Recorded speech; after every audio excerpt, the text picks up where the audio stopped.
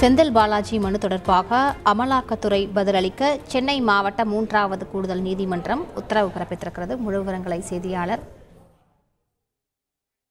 சுரேஷ் வழங்க கேட்கலாம். சுரேஷ் வணக்கம். சுரேஷ், இந்த உத்தரவு தொடர்பான முழு விவரங்கள். சுரேஷ் வணக்கம். சட்டவிரோத பணப்பரிமாற்ற தடை சட்ட வழக்கில் இருந்து விடுவிக்க வேண்டும் என்ற கோரிக்கையுடன் முன்னாள் அமைச்சர் செந்தில் பாலாஜி சென்னை முதன்மை அமர்வு நீதிமன்றத்தில் மனு தாக்கல் செய்திருந்தார்.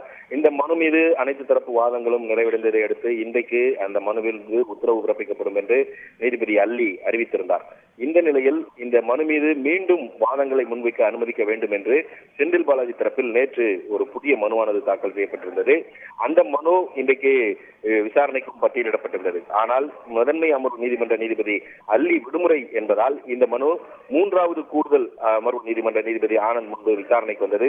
அப்போது இந்த மனுவுக்கு பதிலளிக்கும்படி அமலாக்கத்துறைக்கு நீதிபதி உத்தரவிட்டு இந்த மனு மீதான விசாரணையை ஏப்ரல் 4ஆம் தேதிக்கு தள்ளி வைத்திருக்கிறார். முழு விவரங்களுக்கு நன்றி சுரேஷ். செய்திகளை உடனுக்குடன் தெரிந்து கொள்ள உடனே சப்ஸ்கிரைப் பண்ணுங்க.